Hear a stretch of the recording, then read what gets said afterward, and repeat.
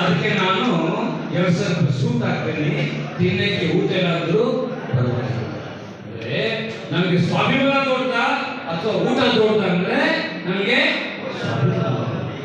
ಅದಕ್ಕೆ ಆ ಸ್ವಾಭಿಮಾನ ಎಲ್ಲಿ ಇದೆ ಅಂದ್ರೆ ಅದು ಬುದ್ಧ ಧರ್ಮದಲ್ಲಿ. ಇವತ್ತು ಸಬ್ಜೆಕ್ಟ್ ಇದೆಯಲ್ಲ, ಧಮ್ಮಚಕ್ರ ಪ್ರವರ್ತನ ಸೂತ್ರ, ಸಬ್ಜೆಕ್ಟೇ ಧಮ್ಮಚಕ್ರ ಪ್ರವರ್ತನ ಸೂತ್ರ. ಅದು ಆ ಸಬ್ಜೆಕ್ಟ್ ಬಗ್ಗೆ ಮಾತಾಡಬೇಕು ಅಂದ್ರೆ ಆಲೋದ ಬಾಬಾ ಸಾಹೇಬ್, ಆಲೋದ ಧಮ್ಮ, ಎರಡು ಆಲೋದ ಅರ್ಥ ಆದ್ರೇನೆ ಈ ಸಬ್ಜೆಕ್ಟ್ ಬಗ್ಗೆ ಮಾತಾಡಲಿಕ್ಕೆ. ಈ ಸಬ್ಜೆಕ್ಟ್ ಇದೆಯಲ್ಲ ಧಮ್ಮ ಚಕ್ರ ಪ್ರವರ್ತನ ಸೂತ್ರ, ಈ ಒಂದು ಸಬ್ಜೆಕ್ಟ್ ಅಧ್ಯಯನ ಮಾಡಿ ಧಮ್ಮದ ಬಗ್ಗೆ ತಿಳುವಳಿಕೆ ಅದನ್ನ ಕಂಡುಹಿಡಿಯೋದಕ್ಕೆ ಭಗವಾನ್ ಬುದ್ಧ ಅವ್ರಿಗೆ ಸ್ವತಃ 6 ವರ್ಷ ಆಯಿತು. ಈ ಧಮ್ಮಚಕ್ರದ ಕಂಡುಹಿಡಿಯೋದಕ್ಕೆ ಭಗವಾನ್ ಬುದ್ಧನಿಗೆ ಈ ಟೇಕ್ 6 ಇಯರ್, 6 ವರ್ಷ ಆಯಿತು. 6 ವರ್ಷ ನಂತರ ಅವರು ಈ ಧಮ್ಮಚಕ್ರನ ಅವರು ಕಂಡುಹಿಡಿದರು. ಈ ಧಮ್ಮಚಕ್ರ ಅಂದ್ರೆ ಏನು? ಇಲ್ಲಿ ಧಮ್ಮಚಕ್ರ ಇಲ್ಲ, ಅದು ಅಷ್ಟಾಂಗ ಚಕ್ರ.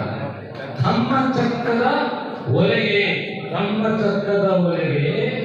ಅವಲಂಬಿಸಿಕೊಂಡಿರುವ ಧಮ್ಮಚಕ್ರದ ಒಳಗೆ ಅವಲಂಬಿಸಿಕೊಂಡಿರುವ 24 ಶ್ರೇಷ್ಠ ಸತ್ಯಗಳ ಅನುಬಂಧಿತ ಸಂಬಂಧಗಳು ಯಾವುವು?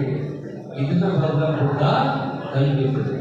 ಯಾಕೆಂದ್ರೆ ಈ ಪ್ರಪಂಚದಲ್ಲಿ ಬುದ್ಧನಿಗೆ ಮುಂಚೆ ಬ್ರಹ್ಮ ಸೃಷ್ಟಿಕರ್ತ, ಚಾತುರ್ವರ್ಣ, ಹುಟ್ಟಾಗಲೇ ಜಾತಿ ಪದ್ಧತಿ, ಆತ್ಮವಾದ ಇದೆಲ್ಲ ಇತ್ತಲ್ಲ. ಸೊ ಇದೆಲ್ಲ ಇಲ್ಲ ಅಂದ್ರೆ ಸತ್ಯ ಏನು ಅಂತ ಭಗವಾನ್ ಬುದ್ಧ ಕಂಡುಹಿಡಿಯುವಾಗ ಅಲ್ಲಿ ಬ್ರಹ್ಮ ನಿಯಮ ಅಲ್ಲಯ ಬ್ರಹ್ಮ ನಿಯಮ, ಆತ್ಮ ನಿಯಮ ಅಲ್ಲಯ ಚಿತ್ತ ನಿಯಮ, ಹುಟ್ಟಾಗಲೇ ಜಾತಿ ಇಲ್ಲ, ಜಾತಿ ಇರೋದು ನಡತೆ ಆಧಾರದ ಮೇಲೆ.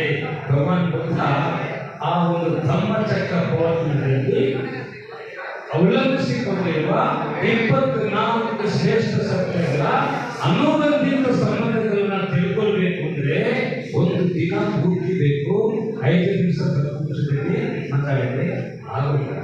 ಈ ಧಮ್ಮಚಕ್ರ ಯಾಕೆ ಕಂಡುಹಿಡಿದ್ರು ಅಂದ್ರೆ ಆ ಕಾಲದಲ್ಲಿ ಈ ಜಾತಿ ಪದ್ಧತಿಯಲ್ಲಿ, ಚಾತುರ್ಯದಲ್ಲಿ ಸಿಕ್ಕಾಕೊಂಡಿರುವ ಸಮಾಜನ ಬಿಡುಗಡೆ ಮಾಡಬೇಕು ಅಂದ್ರೆ ಭಗವಾನ್ ಬುದ್ಧನಿಗೆ ಸತ್ಯ ಯಾವುದು, ಸುಳ್ಳು ಯಾವುದು ಅದು ಅವರಿಗೆ ಗೊತ್ತಾಗಬೇಕಾಯಿತು. ಆವಾಗ ಭಗವಾನ್ ಬುದ್ಧ ಸೃಷ್ಟಿಕರ್ತ ಮುಖಾಂತರ ಈ ಪ್ರಪಂಚ ಸೃಷ್ಟಿ ಆಗಲಿಲ್ಲ, ಧಮ್ಮಚಕ್ರ ಮುಖಾಂತರ ಈ ಪ್ರಪಂಚ ಸೃಷ್ಟಿ ಆಗಿದೆ ಅಂತ ಹೇಳಿ ಆ ಸತ್ಯನ ಕಂಡು ಹಿಡಿದು.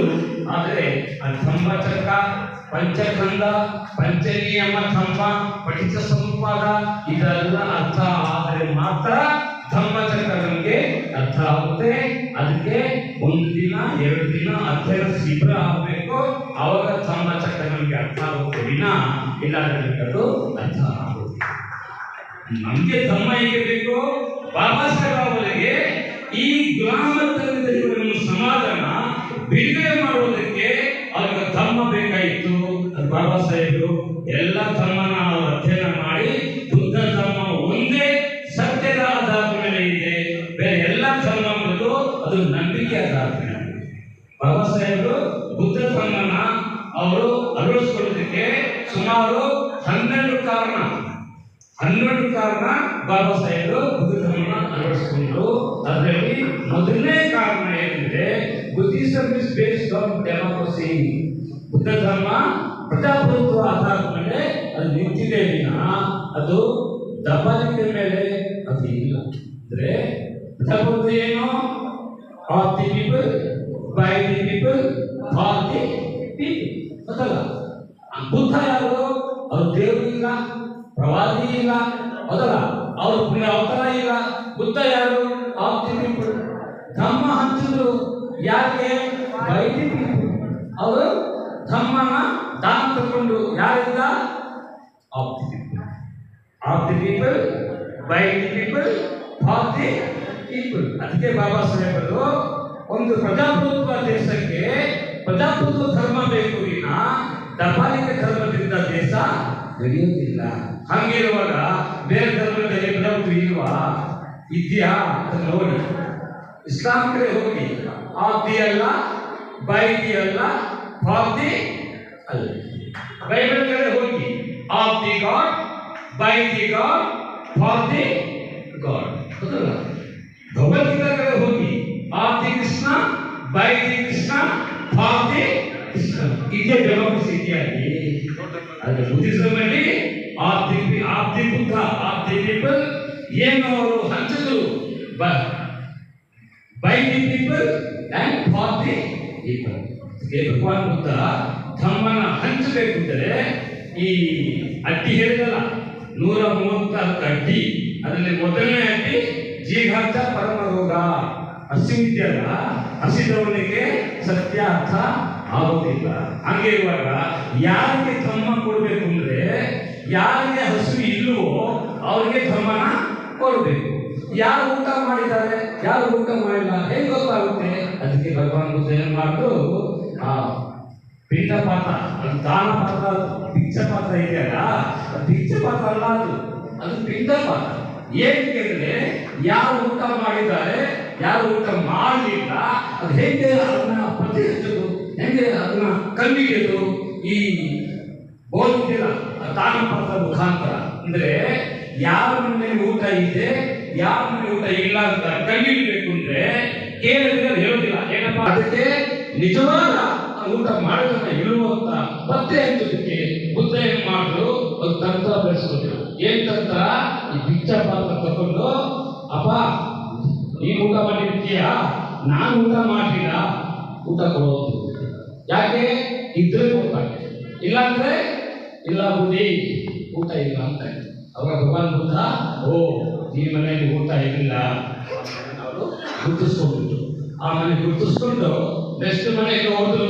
ಅಲ್ಲಿ ಅವರು ಊಟ ಕೊಟ್ಟು ಅಂದ್ರೆ ಅವ್ರು ಊಟ ತಗೊಂಡು ಧಮ್ಮ ಅವ್ರಿಗೆ ಹಂಚಿದ್ರು.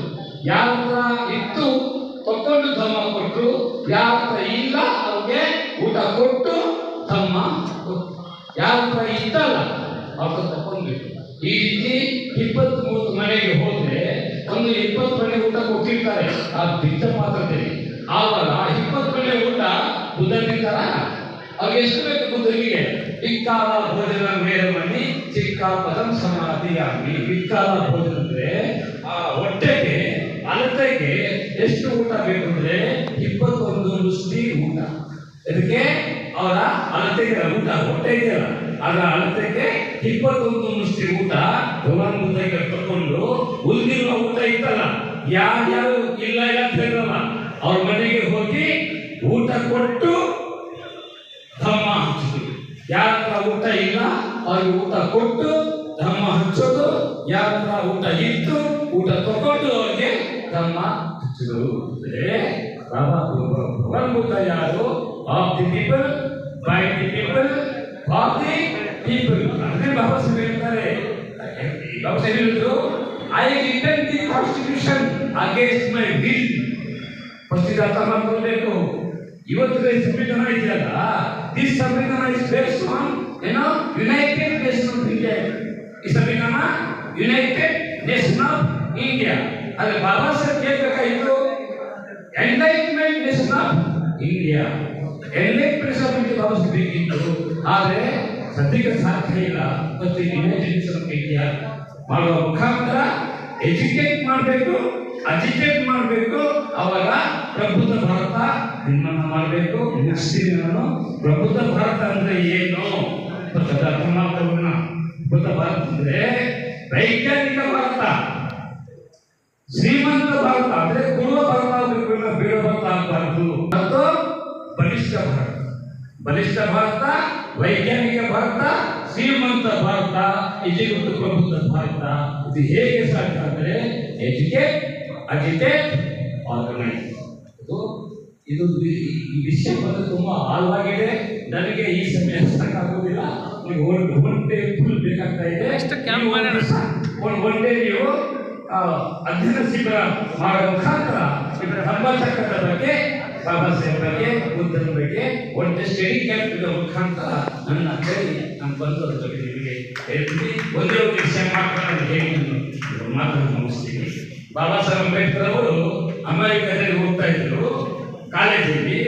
ಅವರ ಕಾಲೇಜಲ್ಲಿ ಲೈಬ್ರರಿ ಇಲ್ಲ, ಲೈಬ್ರರಿಯಲ್ಲಿ ಒಂದು ವಾಕ್ಯ ಬಂದಿದ್ರು ಬೋರ್ಡಲ್ಲಿ. ಏನಂತಂದ್ರೆ, ಸಾಮಾನ್ಯ ಜನ ಹುಟ್ಟುತ್ತಾರೆ, ಒಂದು ದಿವಸಕ್ಕೆ ಹೋಗ್ತಾರೆ, ಆದರೆ ಬುದ್ಧಿಜೀವಿಗಳು, ಇಂಟೆಲೆಕ್ಚುವಲ್ಗಳು ಅವರಿಗೆ ಹುಟ್ಟು ಇದೆ, ಸಾವು ಇಲ್ಲ ಅಂತ ಬರ್ತಿದ್ರು ಆ ಬೋರ್ಡಲ್ಲಿ. ಬಾಬಾ ಸಾಹೇಬರು ಅದನ್ನ ಓದ್ಬಿಟ್ಟು ಜೋಬಿಂದ ತಗೊಂಡು ಅದನ್ನ ಹಚ್ಬಿಡ್ತಾರೆ. ಅಂದ್ರೆ ಇದು ಸತ್ಯ ಅಲ್ಲ ಅಂತ ಹಚ್ಬಿಡ್ತಾರೆ. ಅವ್ರು ಅಮೆರಿಕಕ್ಕೆ ಕೋಪ ಬರುತ್ತೆ. ಏನಯ್ಯ, ನಾವು ಒಂದು ವಾಕ್ಯ ಬಗ್ಗೆ ಇಟ್ಟಿದ್ದೀವಿ, ಇಂಟರ್ನೆಟ್ ಬಂದಿರೋ ಹುಡುಗ ಇಳ್ಕೊತಿದ್ದನ್ನ ಅನಿಸ್ತಾ ಇದ್ದಾರೆ, ಅದು ಹೇಗೆ ಅದನ್ನ ಅನಿಸ್ತಾ? ಅದಕ್ಕೆ ಅವನು ನಾಳೆ ನಮಗೆ ಅವನು ಅದಕ್ಕೆ ವಿಶ್ಲೇಷಣೆ ಕೊಡ್ಬೇಕಾಗ್ತದೆ. ಯಾಕೆ ಅದನ್ನ ಅನಿಸ್ತದೆ ಹೇಳ್ಬಿಟ್ಟು ಬಾಬಾ ಸಾಹೇಬ್ ಅವ್ರ ಮೇಲೆ ಇನ್ಕ್ವೈರಿ ಕಮಿಷನ್ ಬಿಡ್ತಾರೆ. ಬಾಬಾ ಸಾಹೇಬರು ಮಾರ್ಗ ದಿವಸ ಹೋಗ್ತಾರೆ ಆ ಕಮಿಷನ್ ಮುಂದೆ. ಹೇಳ್ರಿ, ನೀವು ಹೇಗೆ ನಿವಾರಿಸ್ತೀರಿ ಅಂತ. ಬಾಬಾ ಸಾಹೇಬ್ ಹೇಳಿದ್ರು, ಸಾಮಾನ್ಯ ಜನ ಒಂದು ದಿವಸ ಹುಡ್ತಾನೆ, ಸತ್ತೋಗ್ತಾನೆ, ಆದರೆ ಇಂಟೆಲೆಕ್ಚುವಲ್ಗಳು, ಬುದ್ಧಿಜೀವಿಗಳು ಕೂಡ ಸಾವು ಇದೆ. ಹೇಗೆ ಅಂದ್ರೆ, ಆ ಬುದ್ಧಿಜೀವಿಗಳ ತತ್ವ ಸಿದ್ಧಾಂತ ಜನರ ಮಧ್ಯೆ ಇರೋವರೆಗೆ ಆ ಬುದ್ಧಿಜೀವಿ ಬದುಕಿರ್ತಾನೆ. ಆ ಬುದ್ಧಿಜೀವಿಗಳ ತತ್ವ ಸಿದ್ಧಾಂತ ಜನರ ಮಧ್ಯೆಯಲ್ಲಿ ಅಲ್ಸೋಗುತ್ತೆ, ಅವನು ಸತ್ತೋಗ್ಬಿಡ್ತಾನೆ. ಅಂದ್ರೆ ಬಾಬಾ ಸಾಹೇಬ್ ಅಂಬೇಡ್ಕರ್ ಅವರ ವಿಚಾರನ, ಅವರ ಸತ್ಯನ ನಾವು ಎಷ್ಟು ಮಟ್ಟಿಗೆ ಜನರು ಇರ್ತೀವಿ, ಬಾಬಾ ಸಾಹೇಬ್ ಬದುಕಿರ್ತಾರೆ. ಎಷ್ಟು ಮಟ್ಟಿಗೆ ನಾವು ಅದನ್ನ ಅಲ್ಸ್ತೀವಿ, ಬಾಬಾ ಸಾಹೇಬ್ ಒಂದು ದಿವಸ ಹೋಗ್ಬಿಡ್ತಾರೆ. ಅದಕ್ಕೆ ಬಾಬಾ ಸಾಹೇಬ್ ಅವ್ರಿಗೆ ಸಹಾಯಕ ನಾವು ಬಿಡಬಾರ್ದು. ಆಳವಾದ ಬಾಬಾ ಸಾಹೇಬ್ನ ಅರ್ಥ ಮಾಡ್ಕೊಳ್ಬೇಕು, ಆಳವಾದ ಅರ್ಥ ಮಾಡ್ಕೊಳ್ಬೇಕು. ಆವಾಗ ನಾವು ಪರಿಯತ್ತಿ ಪಟ್ಟಿ ಪಟ್ಟಿ ವೇದ ಅಂದ್ರೆ ನಾವು ಮನವರಿಕೆ ಮಾಡುವವರು, ಖಂಡಿಸುವುದಲ್ಲ, ಸತ್ಯನ ಹಂಚುವ ಸಮಾಜ ನಮ್ಮದು. ವಿನ ಬೇರೆ ನಾವು ಟೀಕೆ ಮಾಡಬೇಕಾಗಿಲ್ಲ, ಅದಲ್ಲ. ಅದಕ್ಕೆ ನಾನು ಈ ಒಂದು ಅಧ್ಯಯನ ಶಿಬಿರ ಮುಖಾಂತರ ಅಹಲ್ವಾದ ಬಾಬಾ ಸಾಹೇಬ್ ಧರ್ಮ ಚಕ್ರವರ್ತಿನ ನಾವು ಒನ್ ಡೇ ಕ್ಯಾಂಪ್ ಅಲ್ಲಿ ಆಲ್ರೆಡಿ ಅವರು ಹೇಳಿದ್ದಾರೆ, ಬೇಗ ಮುಗಿಸಿ ಹೇಳಿಬಿಟ್ಟು, ಅದಲ್ಲ.